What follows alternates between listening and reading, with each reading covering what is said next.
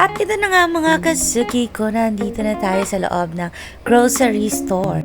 Ito yung sinasabi kong wholesaler dahil napakamura na ang kanilang bilihin dito. Siguro kapag bibili kayo ng mga box, mas makakamura talaga kayo unlike sa ibang mga grocery stores. Kahit nga hindi wholesale napakamura talaga. As in, mas mababa dito kaysa sa ibang grocery na nabilhan namin guys.